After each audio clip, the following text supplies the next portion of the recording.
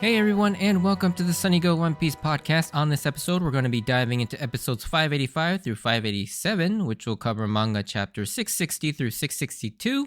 And on this episode, we get to some exciting action set pieces showcasing the newly appointed Shibukai Trafalger Law's overwhelming power.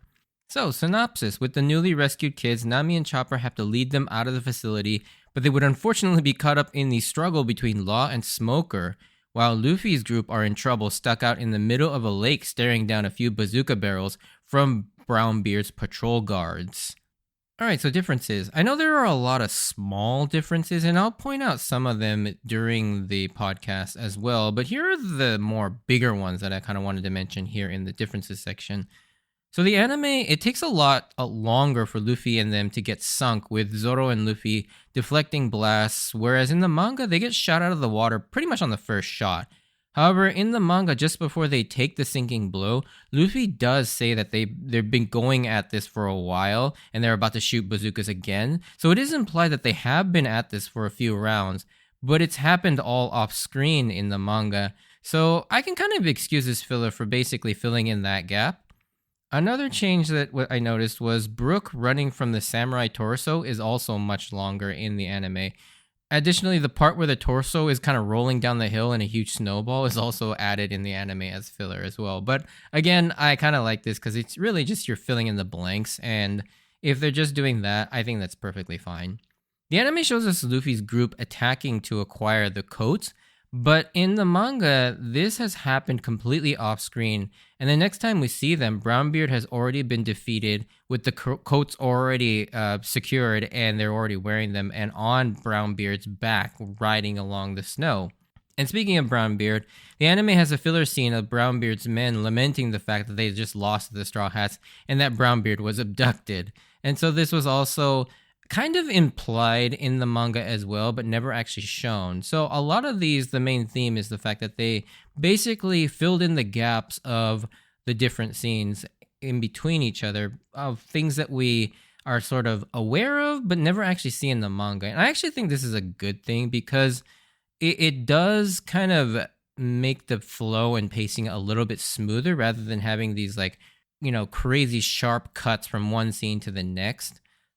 Which does kind of start to get a little bit annoying because of the fact that in the manga it's juggling so many different scenes from one to the next. Because eventually the crew splits up even further. Because you have Sanji and Frankie fighting off the guards, then you have Nami and Chopper kind of corralling the kids, and then you have Law, Smoker, and Tashigi all doing their thing, and obviously you have Luffy's group fighting Brownbeard, and then you also have a few scenes with the Gas Master and all of his sort of weird eccentricities laid out, and so you're jumping from scene to scene, and it does get a little bit difficult, and I do like that the anime actually does take some time to let you breathe with one story moment before moving on to the next. Whereas, and this is kind of what we were talking about when I started the Punk Hazard, where Punk Hazard's storytelling has a little bit of issues, and the flow and pacing is definitely one of the bigger issues with Punk Hazard because you are constantly jumping from one scene to the next, and it does feel a little bit like you're ADHD, all over the place. But anyways, let's get into the episodes themselves. So the episode starts off with some explanation of what exactly is happening with these children, and from their explanation and Nami's reasoning, it's pretty clear that these kids were lied to about their illnesses and they were kidnapped to be experimented on. Although poor Chopper, the ever-gullible guy, he just jumps to the conclusion that whatever they're being treated for must have been really bad. And poor Chopper. But Chopper also later gets another funny moment when they reach the end of the tunnel and Nami has that somewhat recurring gag of asking for Chopper's fur, and Chopper getting angry that he can't take it off. And I do like that this time he actually tries to pull off his fur before he remembers that he can't. I thought that was a nice fun twist on that joke. But the end of the tunnel leads to a hallway that is terror-inducing as they enter a dark hallway that is surrounded by what looks almost like impaled down prisoners all frozen in every direction. And you kind of get the sense that these guys were brought here as sort of test subjects as well. And you could easily see a scenario where the world government or the Marines would basically be providing this, whoever this person is, with test subjects. And since they're all criminals from Impel down, no one would ever notice that they're missing. So I can certainly see that scenario playing out. And also, this moment in the manga is drawn really well too. Like, it definitely conveys just the horror of seeing like all these scary looking things frozen everywhere, like 360 degrees in any direction. There is a scary looking prisoner just frozen in terror. Meanwhile, Frankie and Sanji have managed to defeat and hold off more guards for the time being. And I did find that the line from Frankie being weirded out by the sheep centaur pretty funny, especially since he can also become a weird ass centaur too. At least I think he still can. I have yet to see if he can still do that in his post time skip body, but I don't see why he couldn't. Frankie also mentions that he's heard of half sheep mythical creatures, to which he's most likely referring to creatures like the satyrs from Greek mythology, although satyrs are actually more half goats. Think like Mr. Tumnus from Chronicles of Narnia, Grover from the Percy Jackson series. But I do think, from my limited research, that satyrs can also be somewhat sheep-like too. But this then leads to a pretty comical exchange with Sanji and the samurai head, where the samurai goads Sanji on because he wants to search for his body and his son, but can't bring himself to ask him, so he just smugly preys on Sanji's supposed chivalrous nature. But just when you think Sanji is above attacking a defenseless and literally unarmed man, in the next scene you see he's beating the head out like the crap out of that head, so it's pretty funny when it cuts to that. Now, with Smoker and everyone on their doorstep, it's up to Law to make sure that he doesn't catch on to whatever schemes he and this master are cooking up. But that goes completely out the window as the kids, Chopper, and Nami come storming out of the facility right as he says that he's the only one there. Then to make this moment even more ridiculous, Frankie and the others come rolling up literally in his tank mode and get all the boys to do the iconic super pose, with Sanji even joining in while holding the samurai head above his head, where Sanji's like big forearms would normally be. And this moment went from insanely tense and took not just a 180 turn, but a completely squiggly route out of the circle into something else entirely, because you have this like incredibly tense and serious moment between Smoker and Law, and then you have this like ridiculous situation with Frankie in tank mode. And this scene is so crazy as Smoker and the Marines have no words at this smorgasbord of randomness that they're seeing. The kids here are particularly confused, with that one boy saying to Sanji, "Aren't the Marines the good guys?" With Sanji saying, "Then go with them." And the kid responding, "I don't want to. They look like Yakuza gangsters." And it's kind of true, not just with the obvious fact that the G5 Marines look like a ragtag bunch of crazies, but Smoker himself with his new slick back hairdo and his ever-present mean mug, he does kind of look like a Yakuza guy. Also, after all these years, I never noticed there's a new scar that goes down Smoker's face. How have I never noticed this until now? I just noticed this upon this particular rewatch. And I looked into this, and apparently it's never been revealed in the story, the SBS, or in the Vibrio Card data books about how he got that scar. I mean, one could assume he got that while he was working his way through the New World, on his way to his promotion to the Vice Admiral. But yeah, it's never actually mentioned, and I'm kind of stunned that I've never noticed this. I guess I haven't really been paying attention to Smoker's face at all. However, with Law completely dumbfounded at all these random happenstances as well, he has no choice but to put an end to this quickly by using his overwhelming Devil Fruit power, and it looks like it's even more powerful than the last time we saw him use it on Sabaody. I have to say, as threatening as Law is, you can't deny how freaking cool he is too. Like, I get chills anytime he does the room technique, and this sub-technique tact that he uses once something is in his room seems to allow him to essentially telekinetically control things. And we don't know what his fruit is just yet, but whatever it is, it seems like it's a crazy strong fruit. Not only does he have the ability to affect anything telekinetically while in his room, it looks like he can somehow also move people's souls around too, as we see him use his shambles to basically swap everyone's personality. And this is easily my favorite thing about Punk Hazard. In order to slow the Straw Hats down, he mixes them all up, putting Sanji in Nami's body which is, of course, a recipe for disaster and Sanji's greatest dream. Nami, in turn, gets placed into Frankie's body. Frankie gets put into Chopper's body, which is my favorite swap, and you'll see why in a few episodes. If you've seen my favorite gags and jokes episode, where I rank all my favorite jokes, you already know what's up with this. And then finally, Chopper gets put into Sanji's body. And I love that with Frankie and Chopper, they have such distinct eyes that it follows them even when they swap bodies. And seeing Chopper with Frankie's eyes is too damn funny with the eyeliner look. And trust me, it only gets funnier from here with that combination.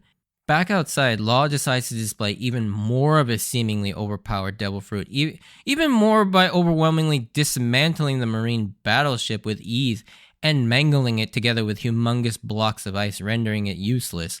Not only that, but he then uses another technique called scan, where he can find whatever he's looking for while it's in his room, and then move them out, which is what he does to take away all of their dendemushis, thus preventing all communication from the outside world.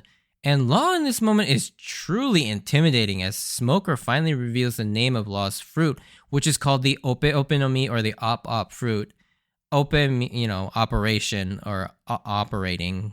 So yeah, that's pretty easy in terms of the etymology of that. Essentially how it works is that he can surgically manipulate anything within his operating room, which is incredibly vague and seemingly like he can do a lot with this concept. This also makes it very clear where his Surgeon of Death epithet comes from. Tashigi, in a foolish and hasty moment, decides to attack Law, and she gets sliced in half. Of course, we know she's not dead, as the Ope Ope fruit allows him to slice people up without killing them. But what I never really understood was why Tashigi felt the need to charge in like that. One theory I always held was perhaps this goes back to her love of swords, and seeing how Law seems to have a pretty ornate sword, it wouldn't be a stretch to think that he may have one of the Meitos or the named swords that Tashigi so desperately wants to get out of the hands of the so-called evil pirates, as she told Zoro all the way back in Logtown. So seeing Law use a prized sword to essentially wreak havoc on her men may have pushed her out of her rational mind, but then again, we have seen just in general her being pretty reckless when it comes to combat. She will essentially charge in even when she is clearly outmatched, like when she charged into Robin during Arabasta and got her ass handed to her, and even kind of sprained her knee. And this of course most likely stems from the fact that she is a swordswoman, and just kind of looking at the general sexist views of swordswomen in the world of One Piece demonstrated in Zoro's flashback, she probably feels she needs to be even more aggressive and even a bit reckless in order to prove the naysayers wrong. And this is also why she experiences such humiliation at the fact that despite being cut, she wasn't killed. It seems like mercy. It's very similar to the sentiment to Zoro when he was fighting Mihawk. He would have rather died than do anything to dishonor his swordsman pride, and something similar is happening here with Tashigi. Tashigi is such an interesting character with multiple layers despite only getting a handful of small appearances throughout the series, which is why I love her. And she will, this sort of mini theme or character arc will actually come back around later on in this arc, so definitely pay attention to that. Another interesting comment from Smoker about this moment is that as Tashigi is running past him to attack Law, he yells at her that she's no match for him with her level of haki, indicating that Law's ability can be fought against or even potentially rendered inert if the user has strong enough haki than the user of the fruit. Then, similar to how haki can nullify Logia powers, why couldn't they do the same for Paramecia powers? Smoker seems to be able to put up a somewhat decent fight with Law with his more powerful haki and the Kairoseki in his Jute.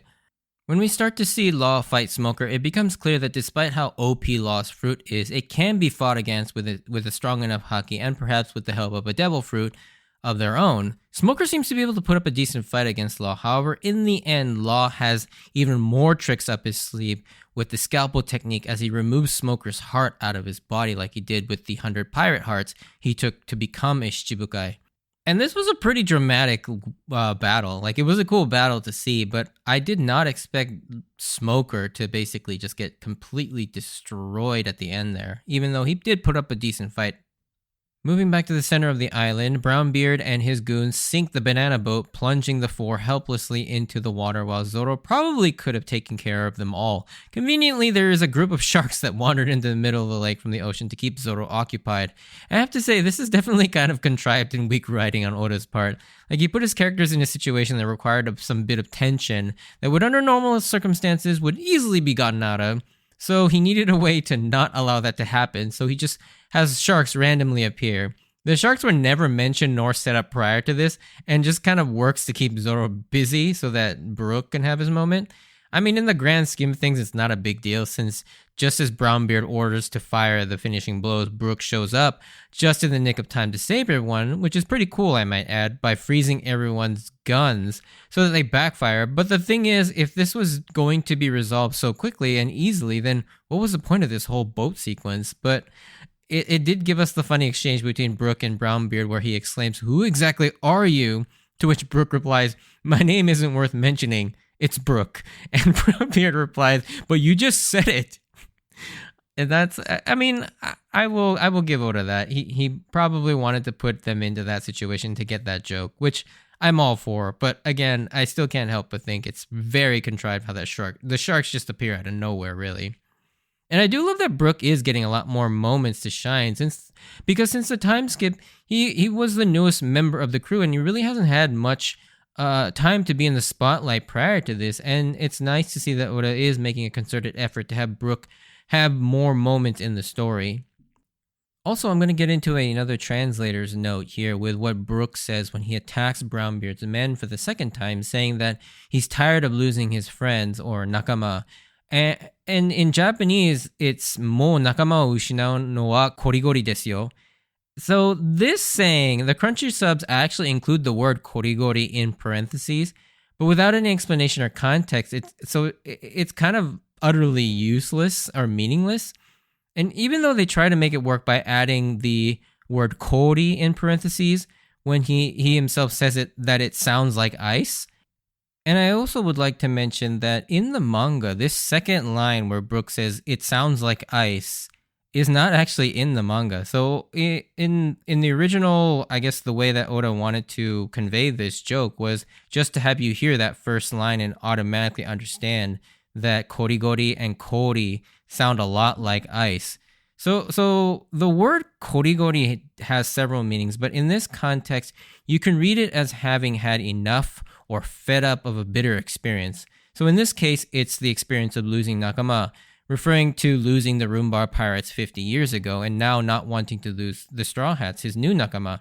But the Japanese wordplay here is that korigori sounds a lot like saying ice in Japanese. So ice in Japanese is kori, and when you use kori as a suffix, like for example, when you say like shaved ice, it becomes kakigori. So you add that G sound and it becomes gori at the end. So where kaki is to shave and then kori or gori is ice. So when you say shaved ice in Japanese, it's kakigori instead of kakikori.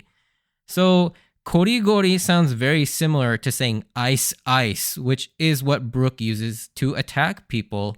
And that's the joke there, is the wordplay that both korigori sounds a lot like ice, and he uses ice to attack, and they are fighting in a snowstorm, which is basically frozen ice. And so, yeah, that's just a lot of wordplay there on Oda's part.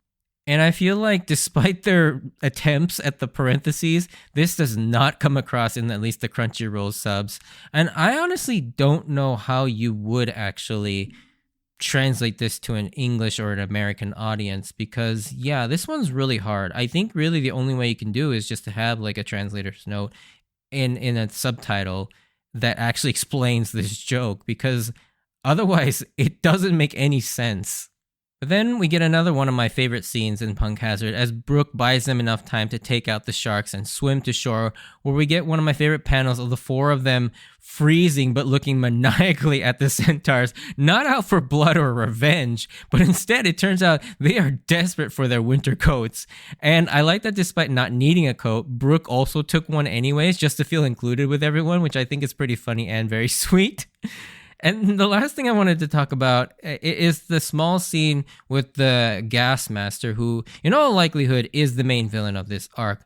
There are a couple things to point out here. First is that we are formally introduced to the winged lady that Usopp saw earlier. Her name is Monet, and seems to be one of the main henchwomen for this gas master. Apart from that, she still largely remains a mystery. We don't really know exactly what her role is quite yet. And I find it quite, kind of amusing that she's a harpy, which is a mythological creature that's like half bird, half human, wearing a shirt that says happy, which is a very similar sounding word and spelled very similarly, which I thought was interesting. Again, probably another, quirky Oda wordplay that he threw in there. Also, as an aside, when I first read this in the manga, I thought Monet's hair was going to be white or maybe blonde, but it turns out it was green, which was really shocking to me when I saw this in the anime. The second thing is that we now know that this gas guy has a distinct One Piece laugh and is probably one of the more distinct ones with the shurorororororo. And lastly, I want to mention, but I won't go into too much detail on this one since in the manga it's not actually mentioned here, but the anime decided to mention it here, is that he requests to call someone named Joker. Now this Joker character right now is a mystery, but definitely keep your ears open for this one because they do continue to be brought up throughout this arc and for a lot of the rest of the series. But yeah, that brings these sets of episodes to an end, and this was definitely more of an action-heavy set of episodes, but the Smoker versus Law fight didn't disappoint, and Law, we now have learned, possesses some immense power, even capable of neutralizing Smoker, and it'll be interesting to see how Luffy will handle him and the gas guy, because both seem like a pretty bad matchup for Luffy, just based on powers and their fighting styles, but we shall see. Anyways, if you did enjoy this, send me a like or comment, and if you want to join me on this journey of rewatching One Piece, please consider subscribing. Check out my Instagram and Twitter account at SunnyGo Podcast for updates of when I post new episodes. And I also want to shout out somebody who just recently left a generous donation on my Buy Me a Coffee account, and I really appreciate your comments and kind words. And I know you didn't really leave your name, you just had it listed as someone, but yeah, I really appreciate that. And if any of you else want to support me, you can find my Buy Me a Coffee link on the podcast website. And yeah, by no means do you ever feel obligated to donate, but anytime you do, I really appreciate that, and it really does help. So yeah, from the bottom of my heart, thank you very much. And yeah, so this will bring an end to this podcast episode, but stay safe out there, and I hope to see you on the next episode. Bye!